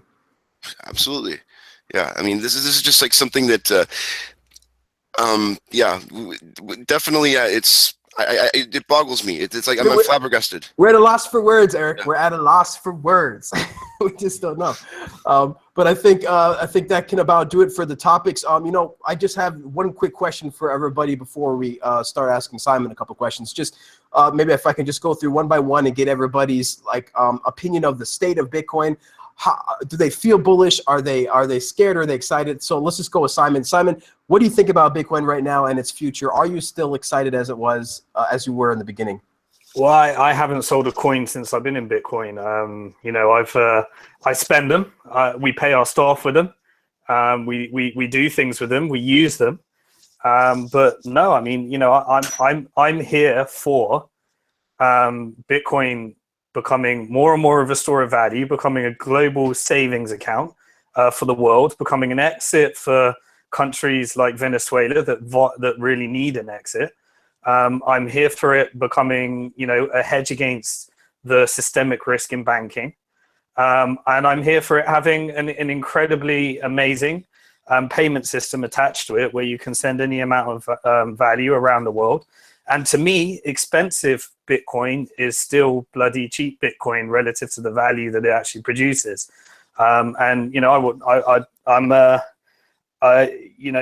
This is too important. And I really appreciate the conservative attitude. A bank to the future, we release technology, but we haven't got 50 billion on the line. If we've got a bug or a problem, we just say, oh, sorry, users, we put it in maintenance mode. And then we fix the bug. That's not an option with Bitcoin. And this is far too important. So, if from listening to everything that's come out through this debate, I'm still really bullish. And I think one thing that's really come out is I think we're all wiser. I think I've learned so much about Bitcoin that I didn't know. I've learned, and everybody has had to engage in this. So it's been a tremendously useful thing. But as soon as we get over this, I mean, I can't imagine what the effect on the price is going to be when we see SegWit activate. And at the end of the day, everybody in this system, miners to developers to people being paid in Bitcoin to those who are engaging it, to newbies, to those who are investing in ICOs to make more Bitcoin, they are all incentivized by this incredible experiment that actually has been created right now, and we all need a better Bitcoin. But if it means that the price is going to crash and there's going to be some turbulence in these decisions, then so be it. But I promise you that what has happened and what has been created in Bitcoin, this story is never going to be repeated again. Ethereum story is different. Litecoin story is different. the story of what Bitcoin has created is never, ever going to be created again. And that means that whatever happens from this, everybody's going to get around. And, you know, what needs to happen for everybody to reach consensus, I'm not actually sure, but I know they will reach consensus in the end, because this is too important for too many people. So I'm completely bullish. And, you know, I'm not a short-term speculator. I'm a long-term holder. And I don't really care if it needs to correct a couple of thousand in order for everyone to be motivated and to come together again, because I know that once it does activate and we get through this, you know, we're off to the races. Absolutely. I mean, I can't imagine the price. Like you said, if SegWit activates, I mean, come on, we're in 5 digits. We got to be in 5 digits. So very interesting. John, what about you, man? What do you think? Are you still bullish? You still in love with Bitcoin? What do you think about the state of Bitcoin right now? I'm not going anywhere. Well, that sounds man. good to me. It's on my shirt. Like, just run it. Just go. Just run BTC, people. That's all you got to do. Just invest in Bitcoin, and your life will be amazing. Jameson? Yeah, it's not that simple. You shouldn't put all your eggs in one basket. And you know, this has been a bumpy ride from the very beginning. But Bitcoin has survived far worse than what's happening right now, and what could potentially happen on August 1st. And the difference is the number of people that it could affect, which is not insignificant, but at the same time, and I really just can't enough. Like, there is no controversy. Almost everybody is in unanimous agreement that we should activate SegWit. The only disagreement is how. Is not really like the answer is very clearly obvious. You know how we should do it. But first, since I don't sell coins, and I don't play a strategy anytime soon. Certainly not over something that has as widely as widespread support as a SegWit. John is not selling his coins, people. Do not try to ask him to buy coins. Jameson, well, what is your sentiment right now with the state of Bitcoin? How do you feel? Well, Bitcoin has experienced some minor setbacks, if you get my drift. But I think at the end of the day, Bitcoin keeps moving forward. This is all about permissionless innovation.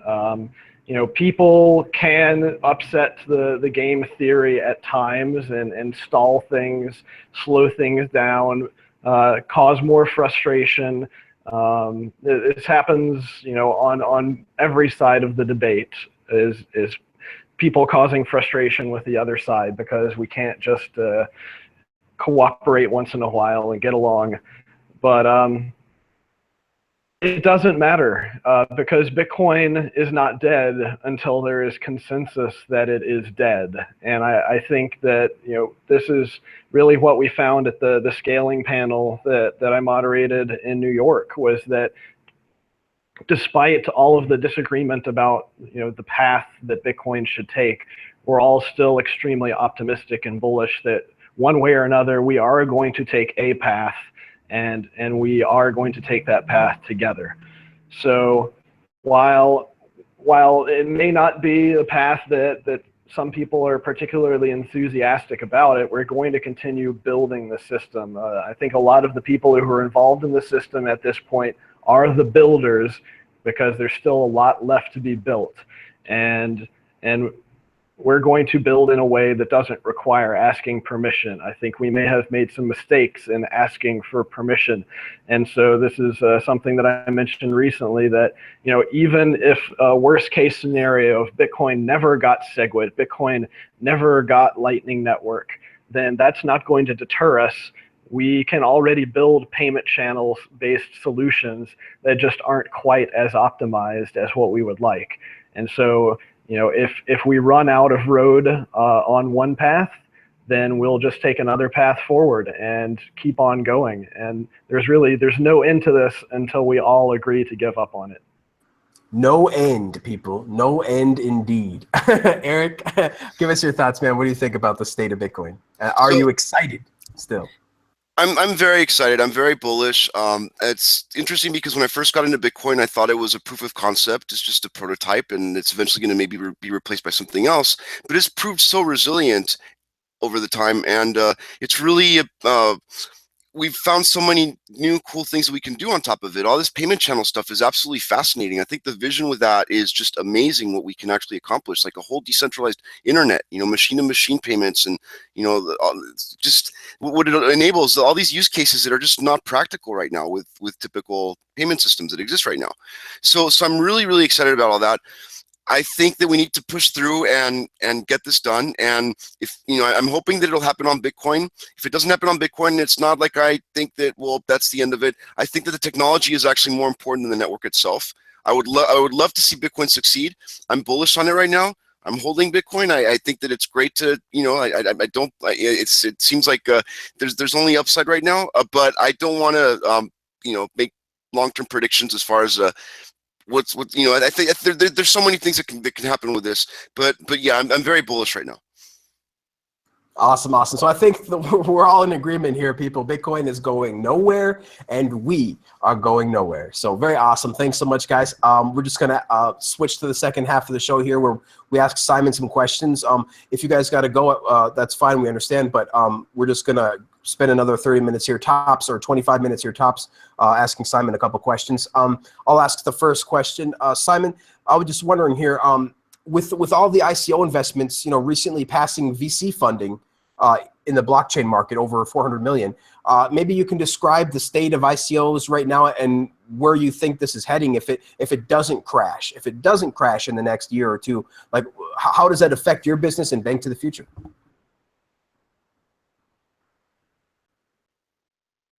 You're still on mute, Simon. Sorry, still on mute.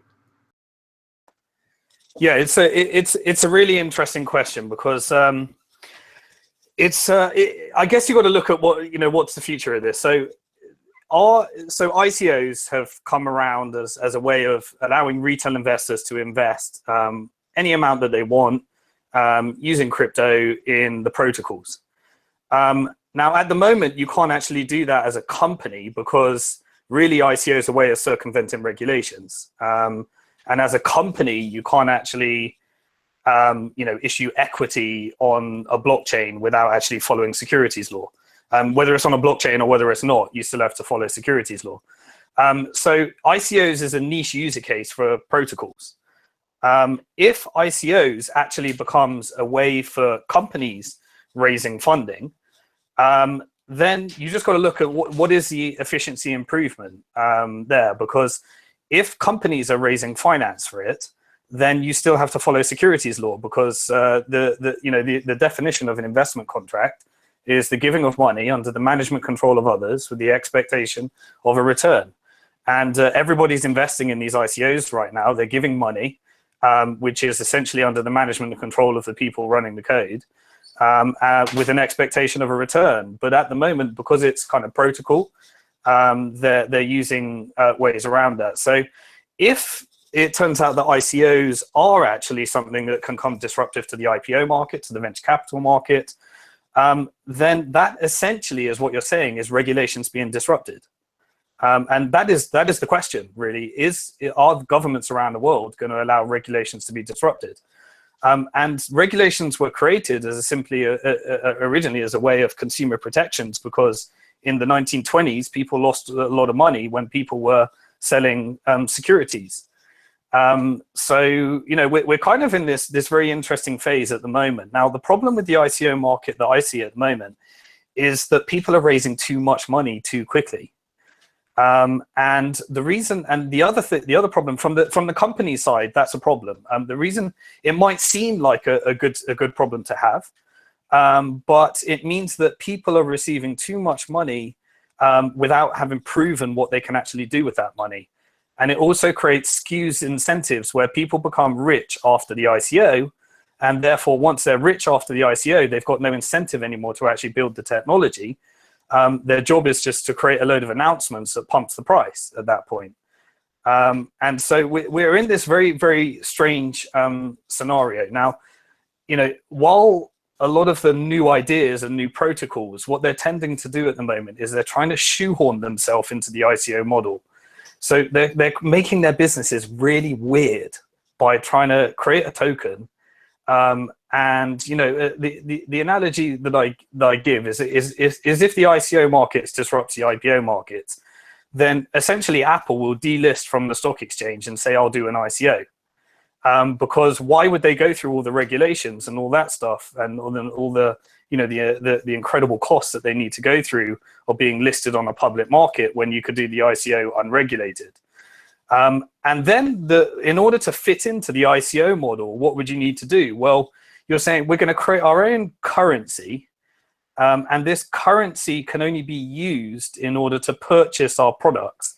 So imagine what would happen to the price of Apple tokens if all they could do, if suddenly when you walked into the Apple store, you had to actually purchase this weird fluctuating value currency, and the cost of your iPad goes up and down every second based upon whether people are speculating on that. Now, how many iPads do you think Apple would be selling if they forced everyone to do that? Well, immediately they'd create a little pump in the price, but then they'd realize that actually consumers don't want to use these tokens to buy products, and they don't want the value of they don't want the price of their products to fluctuate. So it's a very strange model. So and it's all around this model of trying to circumvent regulations. Now, a lot of the people doing these ICOs are actually creating a business model that just doesn't work anymore. And so therefore, everything's around trying to pump the price. And everyone investing in the ICOs, because the ICO has no reflection of actually underlying value, net asset value, because the value of these ICOs, if it was on a non-speculative market, is essentially the users. So if you look at the history of Bitcoin, why is Bitcoin valuable now? Is because it's actually got more users than it had speculators. And so, short term, it used to be, Bitcoin in the early days when I was around, in those really early days, it was all about how many US dollars you could make out of owning Bitcoin. And if everyone was honest with themselves, they were investing in Bitcoin to try and make more US dollars. Well, now with Bitcoin, it's completely shifted. People are taking their US dollars and they're trying to get Bitcoin. And because Bitcoin has become this store of value. And that means that it's shifted from speculative value to utility value. And there's a lot of user cases for Bitcoin that, that can only be used with Bitcoin, that can only be done with Bitcoin. So the value of these ICOs are actually how many users are using them. Now, the reason that Ethereum has suddenly become valuable is because people are actually using Ethereum now to create ICOs. So Ethereum has become a crowdfunding platform. And the utility of buying ETH is so that you can buy more ICOs, and then you can convert those ICOs back into Bitcoin and you can accumulate more Bitcoin. So we've created this circular economy. And then the value really of these ICOs should be how many users do they have? And the answer is virtually none, because people don't want to take a token to buy a product that fluctuates in value, but they do want to speculate on that. So, you've created all these really interesting, strange models. At Bank to the Future, because we have to follow regulations, we can't, take on retail investors. We can only take on high net worth and accredited investors. Then you've got to ask yourself the question, if ICOs do become securities because they are disrupting the public markets or they are disrupting the venture capital markets, then the token will just become a security. It is close to a security now. And in that case, you just have to follow the exact same rules that we've taken so long at Bank to the Future to comply with. And then you've got to really ask the question, and this is kind of the thing we're debating as a team right now. Is there any benefit in having a token that represents equity when you have to follow securities law? My guess is that there may not be. There might be some interesting form of smart contracts where you can enforce the legal contracts behind the equity. And so these are kind of the things that we're going through right now. But without a doubt, the reason that the ICOs is because people are using them to make more ETH or to make more Bitcoin. And it really doesn't matter if they build the product or something actually happens here. It's just a question of how many announcements can you make where the original speculators are able to exit. So, you know, when I first started speaking out on this topic, I started looking at some of the irrational behavior that we've seen. You know, we had the speculative drive has got so high that, you know, like the storage, you know, we're equity investors in storage. We're also, I invested in the tokens in the ICO. But, you know, at one point they were 50 cents and they were trading on the market at about 80 to 90 cents. So you could buy them in the ICO for 50 cents, yet people were still paying 80 to 90 cents for them. And this is the irrationality of new people coming into the market. But for example, the blockchain capital, you know, the blockchain capital, a lot of the investors were like, this is the worst investment ever. It's only 4 times the net asset value right now. You know, the value of the blockchain capital, they hadn't, you know, they'd made a few investments, but the value hadn't gone up. It was still worth $1, yet it was trading on the market at $4. So people were paying 3 times the net asset value, just simply because it was a token and an ICO. So, you know, eventually these things have to return to utility. But you know, the thing is that fundamental analysis doesn't really matter in the short term. As long as people are speculating, and speculative value is a premium on top of actual utility, you've got this market. But eventually it does need to return. It's just a question of what is the black swan, what is the catalyst that's going to make that happen? My guess is that it's going to be when you know, the SEC comes along and puts some enforcement action. And that will be the catalyst, because it takes away the main user case of Ethereum and the main user case of the ICO, with the exception of, you know, some very niche businesses that have protocol funding. And but it's an incredibly interesting experiment. I'm happy to speculate as much as anyone else on these ICOs. And if there is a short-term bubble that allows us to, you know, or me to increase my Bitcoin position, then I'll do that. And then what we're seeing right now is, you know, for example, a Bank to the Future, we allow people to invest with altcoins if they want it. We shapeshift them all into Bitcoin, and we allow people to invest with fiat. But normally we had about 80% fiat investments, 20% Bitcoin investments, but we're starting to see more and more altcoin investments that we're shapeshifting into Bitcoin at the moment. And so really it's good for the whole economy, because what we're seeing is an increase in investment activity as people are becoming wealthier. They're deciding to actually shift some of that into real value. And, you know, we're working with companies that have actually got customers, that got users, that have got profits, that have proven themselves of value at the moment and actually using them. So overall, it's a nice ecosystem that's kind of building on each other. And now our market's worth $110 billion a market cap. That's crazy. And maybe it's going to go to $1 trillion. Who actually knows? But the one thing I do love about this whole market is that it was all created by us, by the free market from scratch. Say what you want about ICO, say what you want about alts, say what you want about Bitcoin and some of the companies. This was all created by us. And all of this wealth, this $110 billion, whether that's a bubble, whether that's fake wealth, whether it's not, whether that's more like 50 billion in reality because it's just Bitcoin, who knows? But it's all been generated by the free market, and we've had just one of the most interesting times in financial history to actually watch this whole experiment. So at Bank to the Future, we're watching the market, we're actively investing. We still are focused on companies that have actually, you know, rather than the idea funding, the later stage funding, where they've got products that are being utilized, they've got revenues, they've got profits that are being generated or revenues that are being generated. And still the larger companies, they can't take the risk of doing these ICOs, especially if it's for their equity. So there's still a market, but the real question is equity a market that needs disrupting? And my answer is there's lots of legal protections that come with equity. Yes, there's liquidity, but you know, one of the things that we're working on is how to get liquidity into the equity market in this niche sector of fintech and blockchain. And you know, we have to go through the slow process. We're following. We've got to confide with regulations. You know, we've got to do everything in the correct, compliant way. because that's what it just takes longer. But the market has proven that the desire for a secondary market is big. So yeah.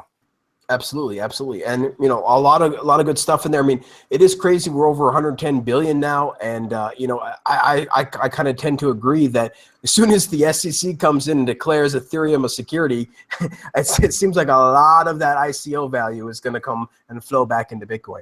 Well, the other thing that's worth mentioning is people think the SEC is the center of the universe, but we've been doing this for several years now. And international regulators do care. They've all got rules just like the SEC. The UK has the FCA, the Hong Kong has their regulators, and international we've had to comply with about 50 different financial services acts. And when they care is when investors complain. And when investors complain is when they lose money. And if the DAO hadn't refunded everybody, that would have been the one. And so, that was a very, it was kind of like they stopped with Ethereum stopped themselves from having the regulatory challenges with the DAO at that point. But then they also created this whole classic Ethereum problem where people started to realize that the blockchain has a great degree of centralization. Yep, it's true. Very interesting. I think John had a question for you. Yeah, I had two. One of them was actually going to ask about your opinions about the blockchain capital token, because that's a very interesting ICO where the token is actually backed by some real value. Real value, not just in some speculative network that might be created, but real companies with customers and generating revenues. But I think you commented on that already. My other question was about Bank to the Future itself. What kind of companies are using the platform today, and when does it make sense to raise money through a platform like Bank to the Future instead of any of the alternatives? Okay, so the blockchain capital was, I was really happy to see that. I was one of the pre-sale investors in that. It's great to see what can happen when you combine traditional regulations with, with this alternative market. But my belief was that it missed two vital things. Firstly, it made an assumption that overseas regulators don't care, when we know they do because they contact us. We've been engaging with these regulators for many years now. And so they allowed retail investors from overseas outside of America to invest. And, what are the consequences for that? We'll see. The second challenge with it was that once they said they filed it as a security, that means it is a security. And so once it's a security, it means that in order to list that on a secondary market, it has to be listed with a securities exchange. And a securities exchange, if they charge commission on those trades, is acting as a broker-dealer. And so they couldn't find an exchange that would list a security because there's no securities exchanges that are willing to list blockchain assets at the moment. I mean, that will change.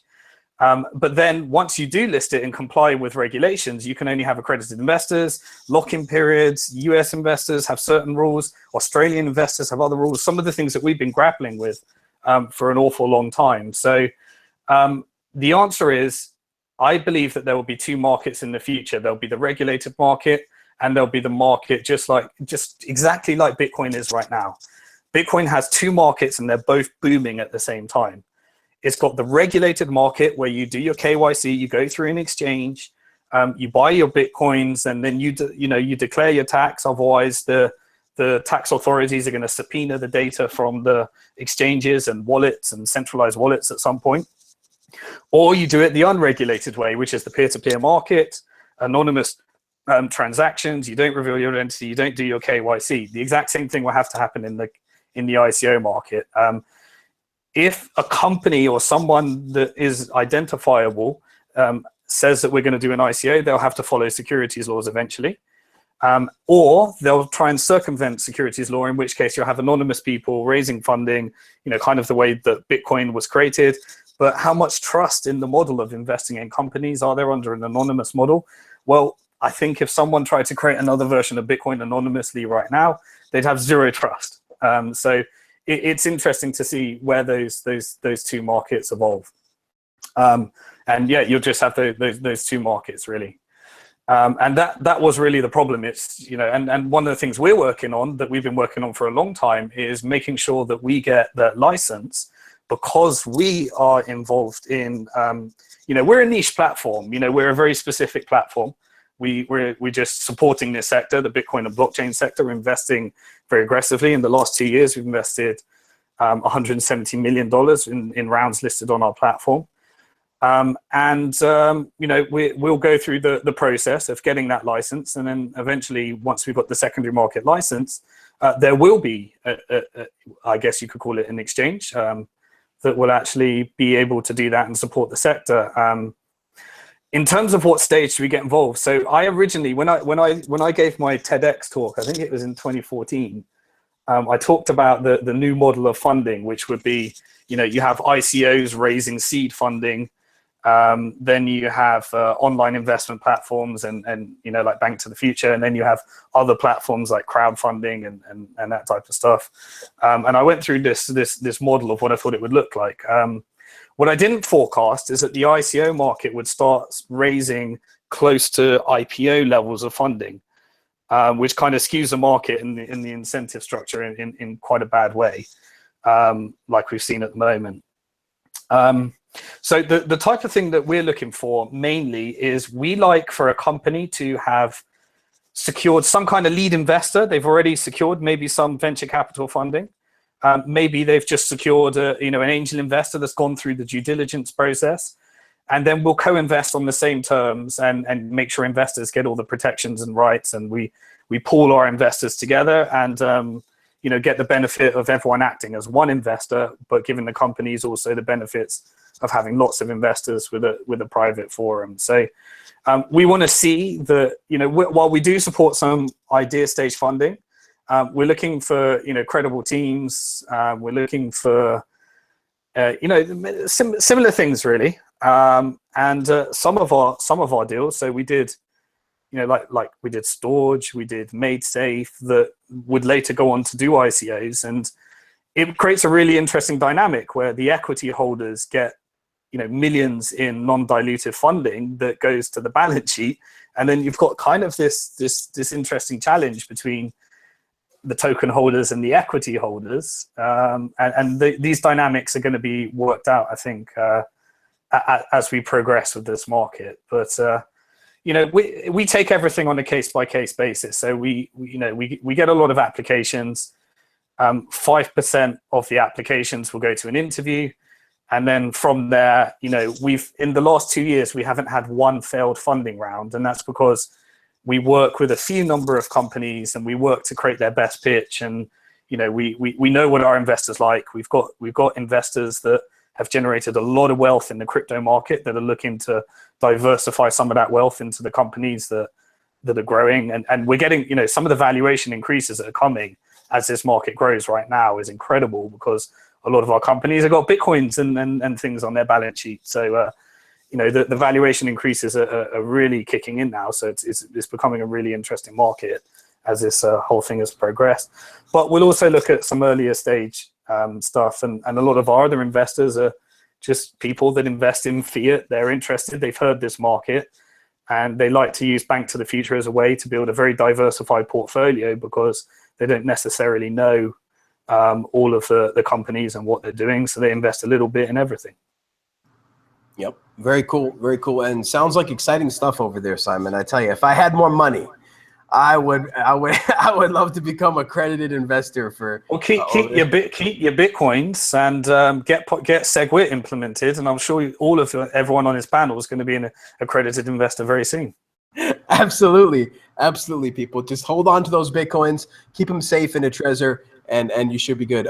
I do have one last question, unless anybody else has any questions or comments on what Simon said. No, okay. Just one last question, then we'll wrap it up, guys. And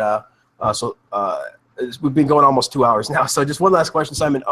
It seems that, you know, Bitcoin and cryptocurrency regulation talks are kind of happening all over the world right now, including the recent hearings in the U.S. and Russia mandating identity checks for Bitcoin purchases, and the upcoming Bitcoin exchange rules coming out of China. I just want to know from your perspective, how do you think regulation is coming or progressing, and where do you think it's heading in the next couple of years in the short term? Like, how do you think it's progressing, and where do you think we're going to end up in the short term? I think we're going to see just the two markets. I don't think we're going to see in the short term, this very progressive regulation where people, the bit license was an attempt to it, but the bit license just looked exactly like traditional regulations.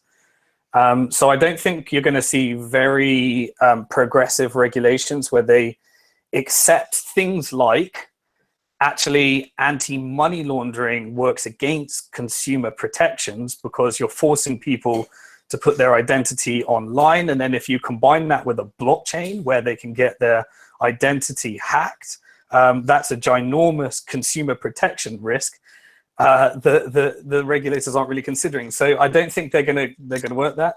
I think we're just gonna have two markets. We're gonna have Bitcoin like it is in Japan, where the exchange, but no one tries to regulate Bitcoin. People realize that at the protocol level.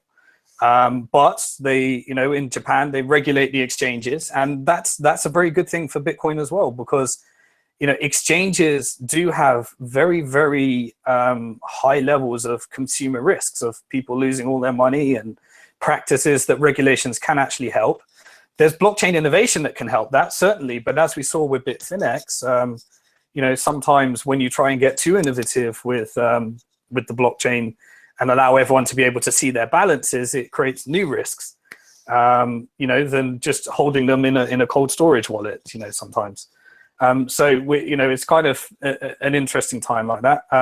But in Japan, we saw, that brought a ton of traditional brokers, banks that can now send Bitcoin, that can integrate the API keys on top of these exchanges.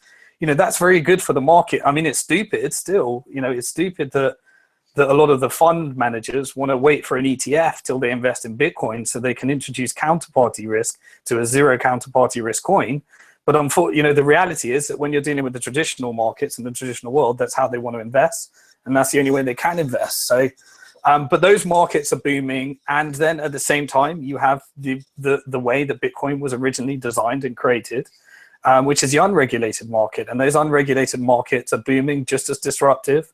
Just going to have a big, if not more, impact, where people can actually store value around the world, independent of governments, independent of central banks. And whether that market's booming as well. So you'll just have the two. Eventually, you might get some kind of progressive regulations, but I believe that the unregulated Bitcoin market will eventually dwarf the traditional market, because the traditional market, with all its regulations, still has ginormous systemic risks that haven't been fixed since the last decades ahead. So, in 2008, the Federal Reserve had about 800 billion of debt, and the financial system imploded because there was too much debt. Now the Federal Reserve has 5 trillion of debt, and the stock markets are at all-time highs, and the bond markets are at all-time highs, and everyone, and property markets are still being pushed. And they found new ways of getting consumers into debt. Governments are taking on more debt. Businesses are taking on more debt. We are now still in the exact system, but a whole lot worse.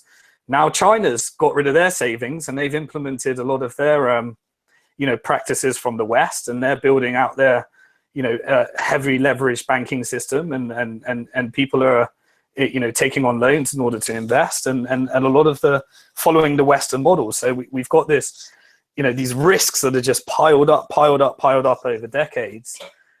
And on the side, we've got this global store of value, this exit from that, called Bitcoin. And that's why no matter what happens in Ethereum, no matter what happens with these altcoins, no matter what happens with these ICOs that are all doing potentially innovative things that we've got no idea whether they're actually going to be value or not, Bitcoin has to maintain itself as a store of value, because these regulated markets are in ginormous systemic risks. And we do need an exit. We do need an opportunity for people. And, it's a really strange situation that we're in as Bitcoiners right now. As Bitcoiners, we've kind of seen this. And I'm really glad that the whole market, anyone that's been along this market, they're now, they've generated good wealth. There's $100 billion of wealth that's been created in this market. And the word is spreading and getting bigger and bigger and bigger. But my fear is that at some point, when more and more people own Bitcoin, we're kind of rooting for the financial system to collapse, which is not a good thing, because the financial system collapsing is going to hurt a lot of people. Your mom will be hurt, your grandma will be hurt, your sister will be hurt. A lot of people losing their pensions, their insurance policies, all that stuff is not going to be very pretty. So unfortunately, the more people get Bitcoin, they're kind of rooting for this thing. But we'll see where it goes. But unfortunately, we don't need to root for it, because there's ginormous systemic risk in the financial system. And thank God we've got competition in government-based currencies now. And thank God we've got this global store of value, because a lot of people are going to need it. My fear is that people are going to wait until they need it to when they actually need it.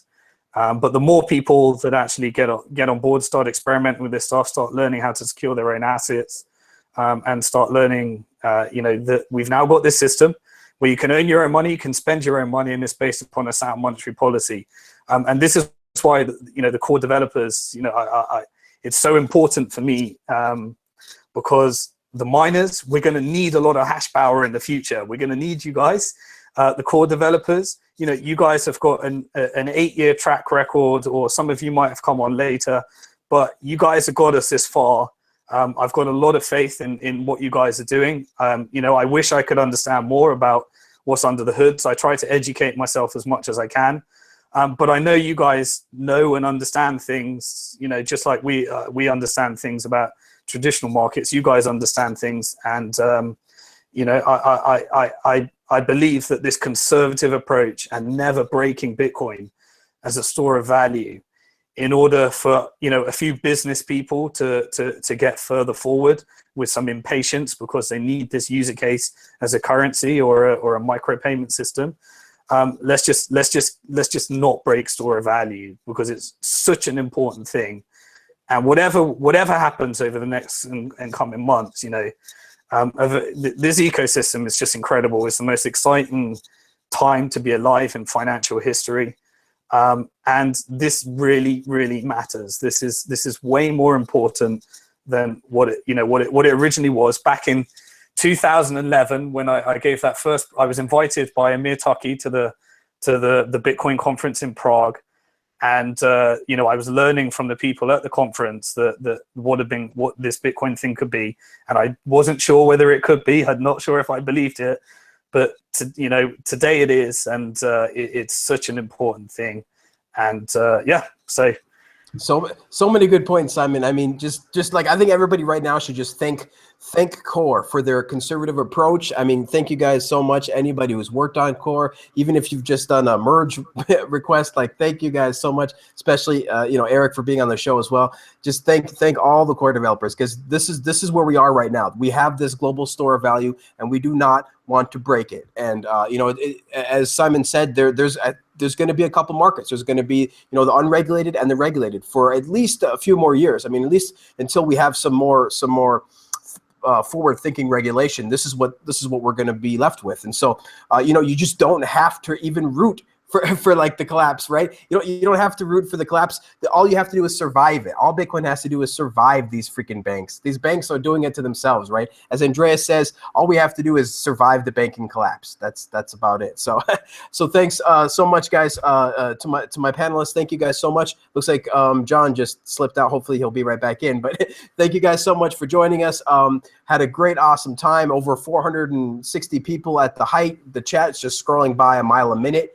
Thank you guys so much. Let's just say goodbye to our guests here. First, we'll say goodbye to Eric. Eric, where can we find you? Hey, so you can find me on Twitter at Lombrozo, Eric_Lombrozo. Then you can find me. I actually put them on the screen there. You should be able to see them. Yeah, that's probably the easiest way to get a hold of me or to find me. I guess I just wanted to maybe say a couple words that.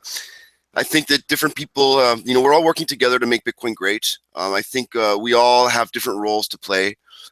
We all have different areas of expertise or specialization or different skills, and we should really put those skills to best use. We should really make the best use of the best people we have in the different things. And so I think that some people are really great at different things than I am, and I think that they should be doing that. And I think that, you know, it's just like there needs to be more mutual respect in the ecosystem as far as the really people understanding each other's value. I think that there's been too much just to focus on arguing about stuff that's silly in the end, because we all want the same thing in the end as far as Bitcoin. We want it to be a success, and so let's make that happen. Absolutely awesome. I mean, great points, guys. Look, I mean, it's not just about the core developers, right? I mean, it's about all of us. So do what you love, but do it with Bitcoin, right? Because we all have something important to contribute. Jameson, where can we find you, sir? Easiest to find me on Twitter. Lopp is my handle, just my last name. I knew it was Lopp. Some people say it's Loop. I'm like, no, dude, it's Lopp. It is straight Jameson It's Lopp. easy to see 2 O's instead of 2 P's, but it's like I said recently, just think pistol. Yep, and we got the 3 L's here, man. Light, Lombrozo, and Lopp. That's the 3 killer L's. John, where can we find you, man? So my website is lightco.in. It's basically just a domain hack of my Twitter handle, which is Litecoin, LIGHTCOIN. Looking forward to chatting with people on the interwebs. Awesome. Yeah, all of us here are on Twitter, and I definitely list everybody's Twitter handle in the description. So everybody here has amazing contributions on Twitter, you know, from stats to insights to everything you can think of. Everybody needs to follow everybody here on Twitter. Simon, thanks again, man, so much for joining us out of your busy schedule. I know you have being a Bank to the Future, I'm sure you're all over the world all the time, man. So thanks so much for joining us, and just tell us where we can find you. You grab me on Twitter, at Simon Dixon is taken. I'm at Simon Dixon Twit. Awesome. So thanks so much, Simon, guys. Thanks so much, everybody, for joining the show. You can, of course, find me on Twitter. I tweet about Bitcoin once in a while. You can find me at @the1vortex. So thanks, guys, so much for joining us. We'll be back again in 2 weeks with Charlie Shrem as the next special guest. And until then, guys, just keep on talking Bitcoin. See you later.